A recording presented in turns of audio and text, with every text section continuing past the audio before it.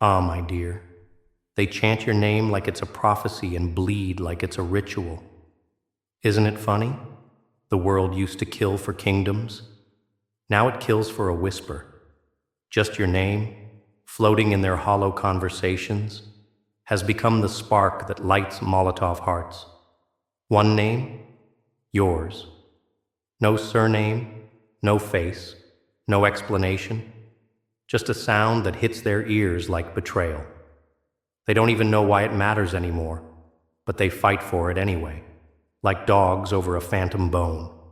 They wake up scrolling through strangers' profiles, analyzing shadows and filters, hoping for a clue, a hint, a fingerprint on your affection. Because you, my dear chaos magnet, you made the world feel small by choosing silence, and they can't bear it. Obsession isn't born from exposure. No, it's born from denial. The less they know, the more they invent. And oh, how they invent stories, lovers, betrayals, fantasies. You've become a myth with a pulse, a puzzle with a smirk. They ask, who has your heart? But what they really mean is, why don't I? It's not about love. No, it's about possession. Power. They want to own your devotion the way tyrants collect crowns. Because if someone like you could choose someone like them, it would rewrite their worth. But they know they weren't chosen. That's the real burn. You didn't pick them. You didn't even look at them. And still, they're on fire. They claw each other's reputations just to feel closer to the flame.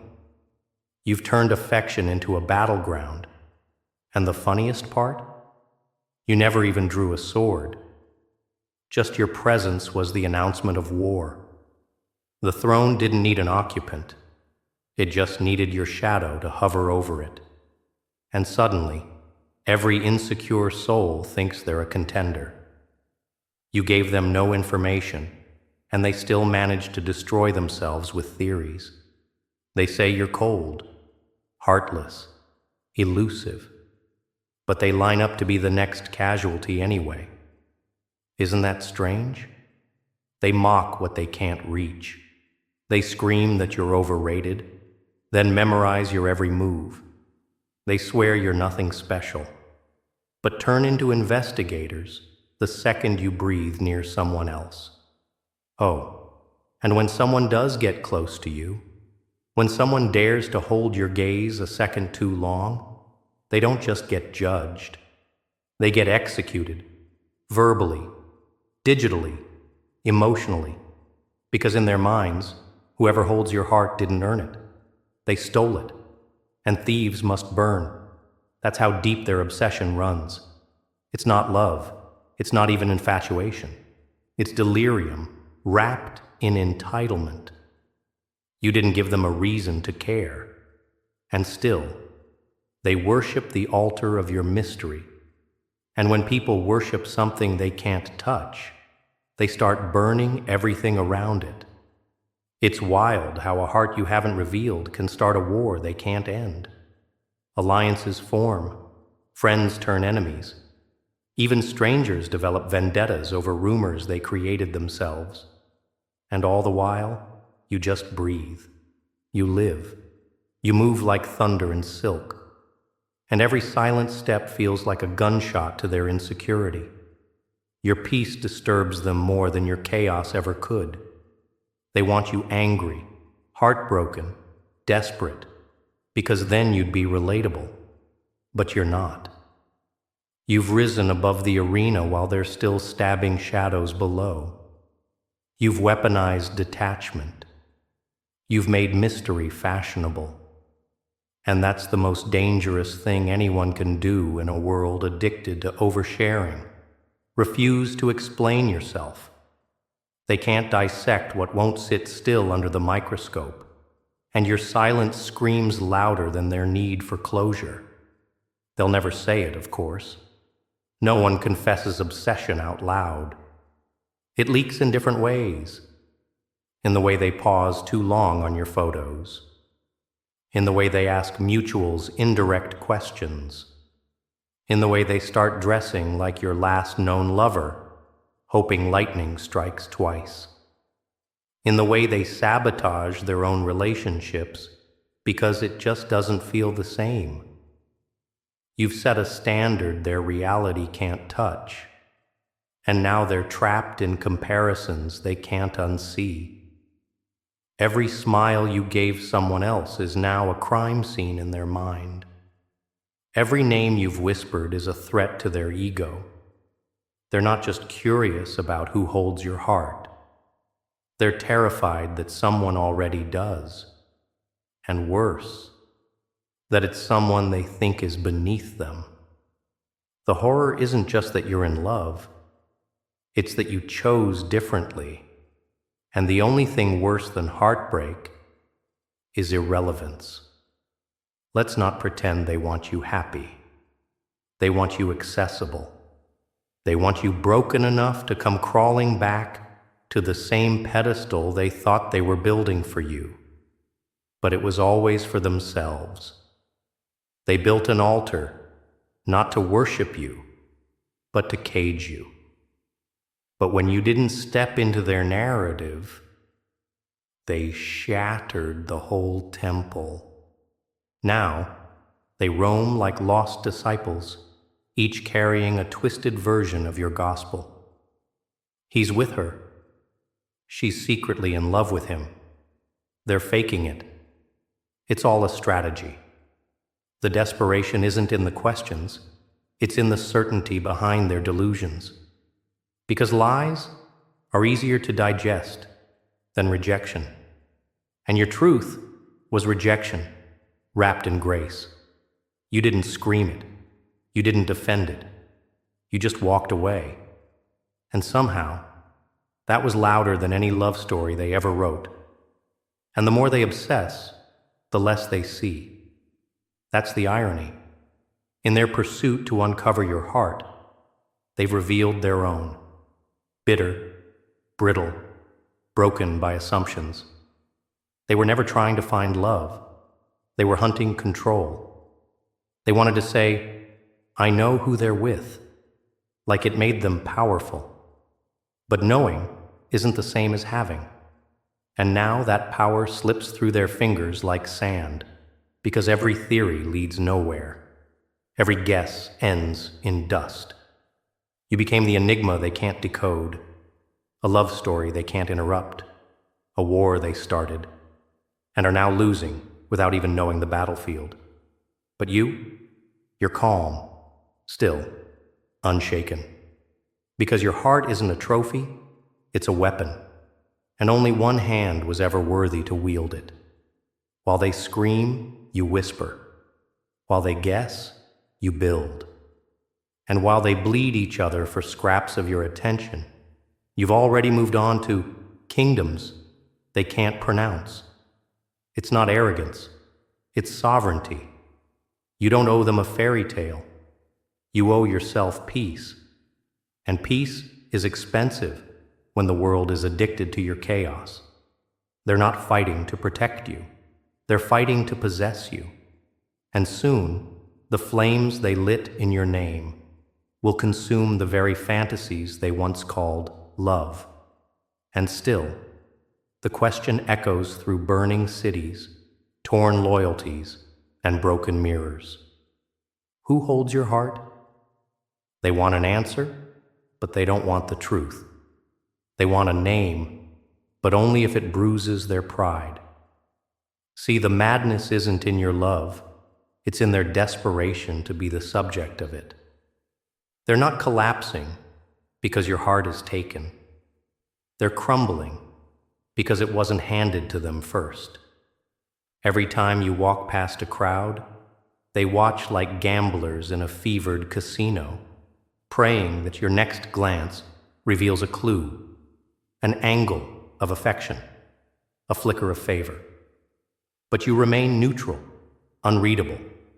And in a world addicted to decoding, the ones who can't be interpreted become threats. You're not withholding love. You're dismantling illusions. And that's what's driving them off the cliff. They've turned curiosity into a competition. It's not about finding who holds your heart. It's about winning the right to claim they knew first. They're not lovers. They're leeches with velvet voices, dragging your name through digital rituals, hoping someone slips and says too much. Every comment under your post is a coded scream. Please, just confirm it's not them. They don't want you single. They want you available. Like an open wound they can dance inside. They craft entire relationships in their minds, manufactured out of glances and timelines and the color of your shirt on a specific day. To them, evidence doesn't matter. All that matters is narrative. They need a story, even if they have to cut it out of thin air and stitch it with delusion. And when that story starts slipping through their fingers, rage. Not the loud, explosive kind. No, the quiet, venomous sort. The kind that twists into backhanded compliments, passive digs, and sabotage disguised as concern. I just think they changed. They're not the same anymore. Ever since they got close to so-and-so, something's off. Translation? They're not mine. So now they must be flawed. You see, when people can't touch you, they smear you. When they can't control the outcome, they poison the perception. Their obsession was never about love. It was about relevance. And now that they feel it slipping, they go rabid behind fake profiles and forced smiles. You've unknowingly become a mirror, and they hate what they see in it. Every unanswered question, every private moment you refuse to share, it's a reflection of their own lack. That's why they spiral. Because in their world, mystery equals arrogance. Privacy equals insult. They can't fathom a world where someone like you chooses to protect something instead of parade it. So they drag the whole stage into chaos, hoping you'll be forced to explain. But you won't. And that kills them. Slowly, quietly, completely. There are those who don't want to know who holds your heart because they care. They want to know so they can taint it. They want to dig up the roots and infect the soil, whisper into your lover's ears, slide into inboxes with screenshots and doubts. They aren't trying to love you. They're trying to make sure no one else does without bleeding first. And when that fails, they pretend they're above it. Suddenly, they're spiritual, unbothered. I've evolved, they say, right after stalking your new flame for 3 hours straight. The hypocrisy is gourmet, but that's the thing, isn't it? You didn't give them closure. You didn't even give them conflict. You gave them nothing. And nothing drives the obsessed more insane than silence. And let's not forget the ones pretending they don't care. The ones who say, "It's not that deep," while circling your feed like vultures. They're the most broken of all, because they've convinced themselves they're spectators while dying on the inside. They'll comment vague things, throw sarcastic shade, pretend it's all just a joke. But inside, they're composing elegies for a relationship that never even existed. And what's more tragic than mourning something that was never yours? You didn't just set hearts on fire. You turned people against themselves. You exposed the hunger they swore they never had. And now, every interaction they witness between you and someone else feels like betrayal, even if it's casual. Because obsession rewrites logic. It creates meanings out of nothing. It makes silence scream and laughter feel like bullets. They'll analyze your smile, count the seconds your eyes lingered, compare outfits, locations, timestamps, and all of it is useless. Because the truth? The truth isn't hidden, it's simply none of their business. But they won't stop. Because this isn't about you anymore. It's about them, about their need to be chosen, to be the one. And when you choose someone else, it feels like exile, like a public execution of the fantasy they nurtured in secret. And when fantasies die, people lash out, not at themselves. No, at you. At the one who didn't follow the script they wrote in their mind. The script where they're the savior, the soulmate, the spotlight. But you burned the script. You flipped the narrative. You made love private in a world that demands public sacrifice. And they can't stand it. Some will try to get close to the one you chose.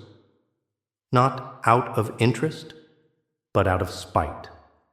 They'll fake friendships, offer compliments soaked in venom, all to destabilize, to watch from the inside as cracks form.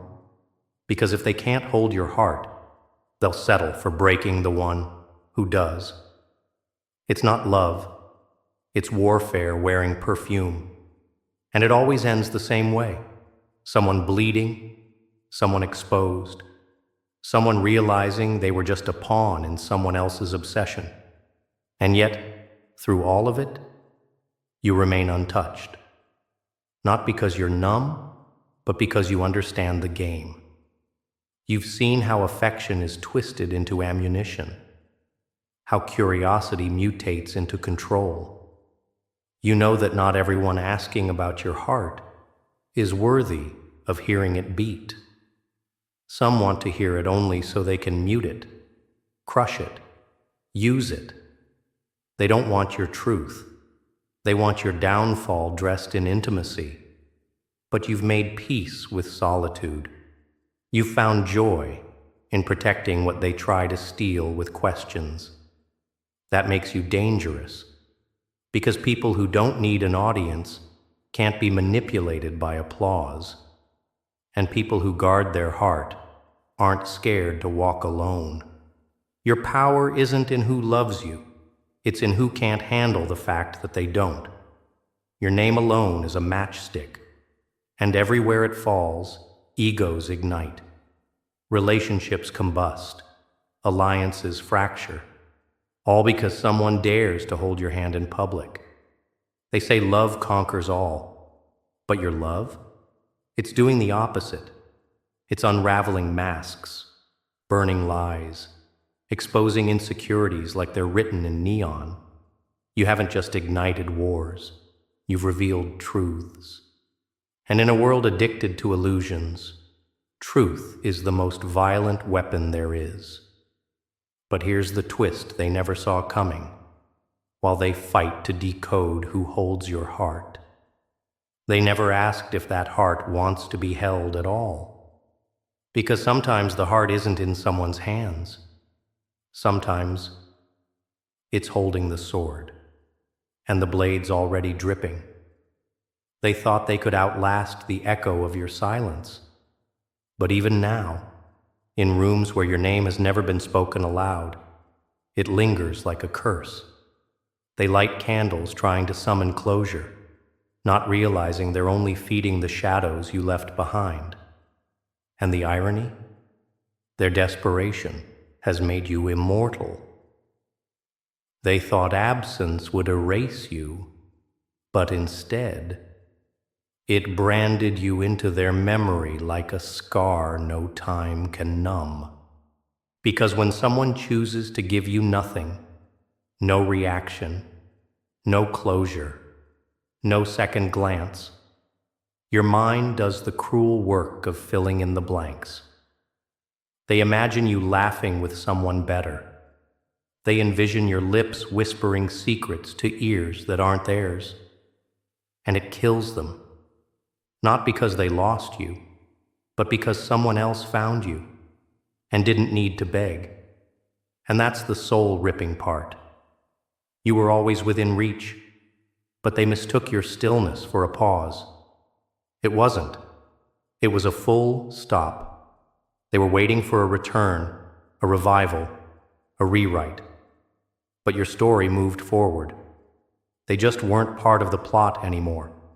You didn't slam the door. You redesigned the entire building. Now, there's no room for them, not even a guest pass.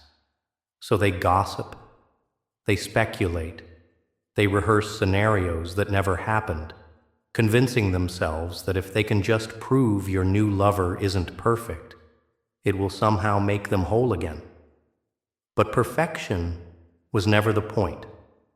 Presence was. Real, unwavering, unshaken presence, and your heart recognized that. It didn't choose based on applause. It chose based on alignment. Now your lover holds a sword made of your history, and instead of wielding it, they guard it. They don't fear the past because they were never part of it. They fearlessly walk beside you, not in spite of the ghosts, but because they respect them.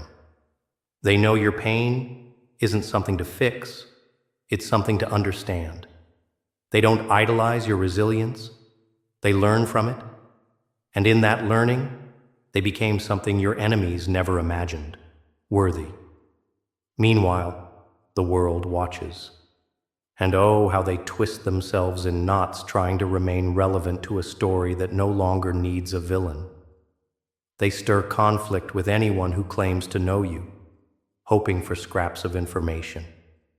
They fake peace, send lukewarm apologies wrapped in nostalgia, hoping you'll slip up and open the door again.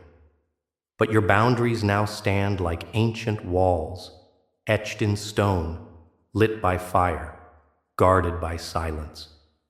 They forgot that some hearts don't just heal, they harden. And yours? It became an empire. Every betrayal another brick, every lie another tower. And while they scrambled for attention, you built sanctuaries, quiet places where the truth echoes louder than any rumor ever could. They look at you now and don't recognize what they once tried to destroy, because you've evolved past recognition, past explanation, past need. Now they don't want closure. They want credit.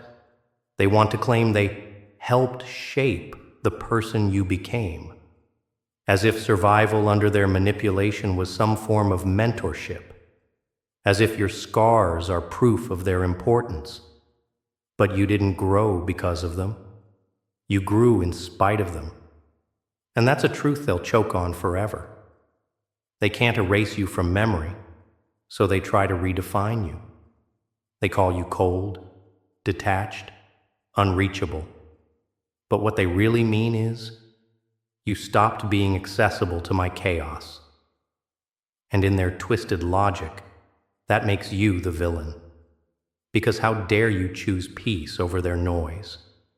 How dare you stop bleeding on command? And as the obsession burns deeper, their identity frays.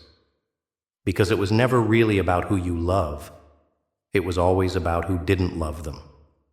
They wanted your affection to be a mirror for their worth. Instead, it became a reflection of everything they refused to confront. Their envy, their desperation, their lack. They wage wars on your behalf with people you've never met, over events that never happened. They create entire storylines where they're the hero tragically betrayed.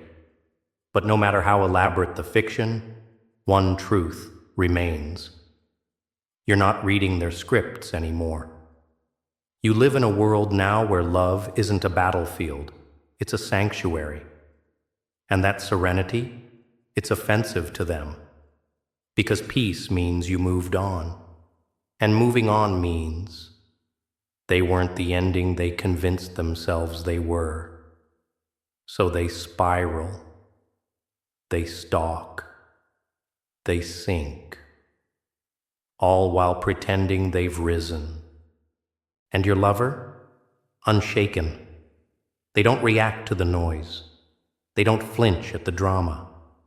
Because love doesn't need to defend itself when it's real. They hold your hand like it's a vow. They speak your name like a prayer, soft, steady, sacred. And in their arms, you found what none of your enemies ever offered: safety. So now they die 1,000 tiny deaths every time they see you smile. Because that smile, it's not performative anymore. It's freedom. It's reclamation. It's a slap to the face of everyone who thought you'd never breathe peace again. You don't need to flaunt your joy. It walks into the room before you. And they feel it. Oh, how they feel it. You were never just loved. You were worshipped. And in your absence, that worship turned to ritualistic madness. Now they offer pieces of your past to anyone who will listen, like false prophets selling a gospel they never understood. They dress up their obsession in morality. They pretend it's concern, but their sleepless nights betray them. They refresh your pages at midnight. They analyze your captions like holy text. They study your partner like an enemy general studies the opposition before war. But here's what shatters them. You're not hiding. You're just no longer interested in being understood by people committed to misunderstanding you.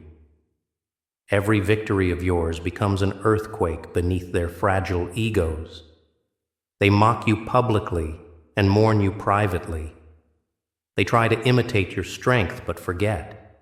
You didn't inherit it. You bled for it. And that kind of strength doesn't come from mimicry. It comes from surviving nights that begged you to quit. And now you walk through fire without flinching. Not because you've become numb, but because you finally realized who you are. You're not someone's ex, not someone's muse, not someone's mistake.